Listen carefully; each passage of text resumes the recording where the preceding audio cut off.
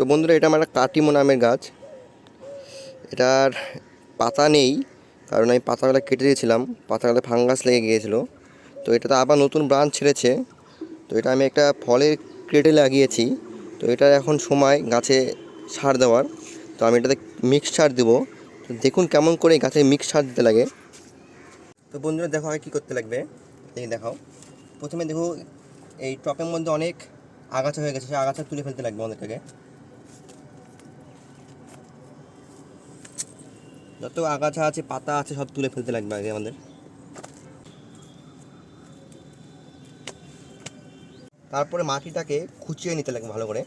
তো মাটিটাকে খুঁচিয়ে নিচ্ছি আমরা। তো বন্ধুরা, এটা আমার রেডি করা নিজের হাতে বানানো মিক্সচার। তো এটাতে আমি কি কি দিয়েছি সেটা বলে দিচ্ছি আপনাদেরকে। এটাতে দেওয়া আছে হাড় গুঁড়ো, শিংকুচি, ব্যানানা পিল ফার্টিলাইজার আছে, তারপরে সিউইট গ্র্যানুলাস আছে, আর গোবর সার আছে। এ কটা দিয়ে আমি আপাতত এটা বানিয়েছি। এটা আমার মিক্সচার। তো এটা কতটা পরিমাণ দিব, এতটা পরিমাণ একটা ফলের ক্রেট। তো ফলের ক্রেটের জন্য কতটা পরিমাণ সার দিতে লাগবে আপনারা দেখুন, আমি দেখাচ্ছি। তো এটা হচ্ছে একটা 6 ইঞ্চি টপ। তো এটা হচ্ছে একটা 6 ইঞ্চি টপ। 6 ইঞ্চি টপের আমরা দেখুন কতখানি নিচ্ছি।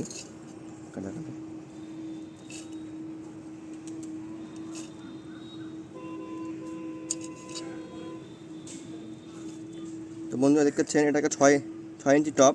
আর 6 ইঞ্চি টপের আমরা হাফের থেকে হালকা কম আমরা মিক্সচার নেব। আর এই মিক্সচারটা আম গাছের জন্য বছরে 3বার দিলে যথেষ্ট। তো এখন একবার আমরা প্রয়োগ করব। তো কেমন করে প্রয়োগ করব আপনারা দেখুন। বন্ধুরা, আমাদের মাটি খুঁচিয়ে নেওয়া কমপ্লিট হয়ে গেছে। তো এবারটাতে সার প্রয়োগ করব। দেখুন এই যে আমাদের মিক্সচারটা। তো এটা আমরা গাছের গোড়ায় একদম দিব না, গাছের সাইড দিয়ে, মানে টপের যে আমাদের ফলের ক্রেটটা আছে, ফলের ক্রেটের সাইড দিয়ে সারটাকে দিব, আমরা প্রয়োগ করব। দেখুন কেমন করে দিচ্ছি।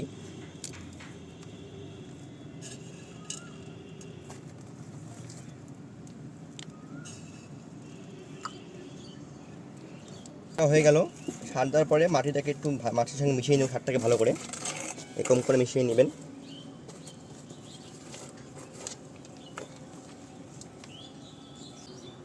তো বন্ধুরা, সার দেওয়া হয়ে গেল। তো এতটুকু কাজ করলেই আম গাছের জন্য ভালো। তো আমি কিছুদিন আগে একটু বেশি যত্ন করে ফেলেছিলাম, যাতে আম গাছে পাতা পুড়ে গেছিলো এরকম। তো এবার আম গাছে আশা করছি পাতাগুলো ভালো হবে, এবং পরবর্তী আপডেট আপনাদের আবার নিশ্চয়ই দেখাবো। তো আজকের জন্য এতটুকুই। ভিডিওকে লাইক করে দিবেন।